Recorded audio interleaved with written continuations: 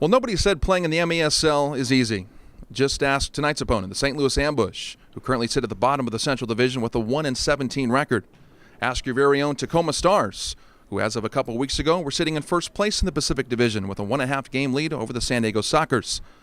Well, then came the road trip, and the Stars currently find themselves on a 4-game losing streak. Last time the Ambush and the Stars faced off was back in November, and the Stars won by a score of 5-3. You can bet that the Ambush are trying to come to the Showwear Center to play spoiler, to try and perhaps catch the Stars on an emotional low after the 4-game losing streak. For the Stars, you can't dwell on the past, only learn from it. And tonight's opponent, the 1-17 St. Louis Ambush, makes for a perfect opportunity to get back on the win wagon. Coach Darren Sawatzky, can't tell you how happy we are to have you back. Let's talk about the road trip. I don't want to dwell on it, but I do want to touch on it. And there seems to be a difference in play between the Showwear Stars and the Stars on the road. So give us some insight on what it's like to travel in the MASL. Well, first, it's the coach's responsibility, so I take responsibility for the losses on the road. I credit the players for all their hard work. They worked very, very hard, did what I asked them to do on the road. San Diego is an in-form top team. It was a tough loss there. They were better than us on the day, and then playing in Baja is difficult.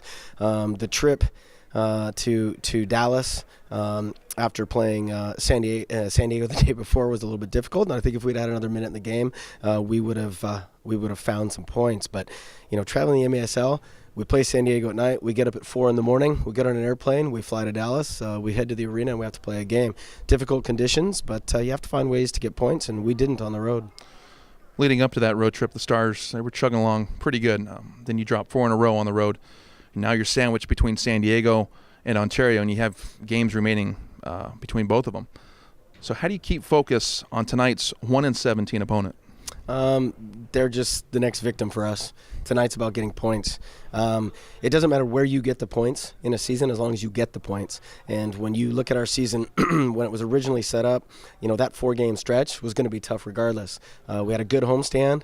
We're back at home now. We're getting guys healthy, and we're ready to make our run. For the Stars, the season has now come down to every detail potentially holding a tremendous amount of weight for the playoff picture for the Stars. Tonight's opponent, they have 2 games remaining in the regular season. They're not going to the playoffs. They have nothing to lose tonight. Is this a factor that you're concerned about for tonight's match? Well, with the exception of El Paso, there's really no patsy in the league this year, and I think El Paso will figure it out for next year. They have an idea what the league's about. San Diego and other teams in our division have got to play that team and grab points. For us, St. Louis is a very good team. To only have 1 win, I'm very surprised. They played Chicago tough on Friday night. They got a great coach, good organization. So, no game is easy. We take it game by game and even quarter by quarter, and you'll see that tonight. Coach, let's talk about some home cooking. He's a graduate of Franklin Pierce, played for the Sounders U23 squad, scored 14 goals, 25 points last year.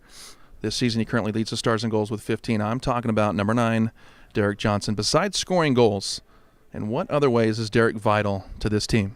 Well, the first thing that I would say about Derek is anybody that's aspiring to make it to the next level, watch Derek. He's fought and earned every piece of what he's got and to the level that he's gotten to. So he's our consummate community guy, super wholesome, all-American, blonde-haired, blue-eyed, apple pie-eating kid. But he's also starting to get nastier and score goals. So when we need him to, he's scored some important goals, and I think that you're going to see that down the stretch. The majority of the roster is from Tacoma and the greater area. I'd guess this was all planned. So why is it important for you to conjure up homegrown talent on your roster? And does it give you any sort of advantage over the rest of the MASL? I would call our team a mid-major in our 20-team league. 20 teams for next year. Some teams spend a lot of money on players and grab them from all over the globe, for that matter. We chose to go a little bit different. We have budgetary constraints, and we work hard to meet those. But the awesome part is that we have a lot of local homegrown talent, and that definitely gives us an advantage. Guys are willing to fight for the 253, the 206, the 425, and I think there's a new one coming in, so we're happy to have them all. Coach, when I say the name Brian Schmetzer, what does that name mean to you? Good friend, unbelievable player, better coach. Brian should have been the head coach for the Seattle Sounders from day one. I think he proved that. You give him half a season, he wins a championship. Brian's a winner. He's an awesome guy. He is Seattle soccer, and we're super happy to have him here tonight. Well, fans, we have an incredible night planned for you here at the Showwear Center, including Seattle Sounders coach and champion Brian Schmetzer doing the ceremonial first kick. Also, it's a night to recognize the true heroes. Armed forces will never truly understand what all they give up, but what we do understand, we thank you.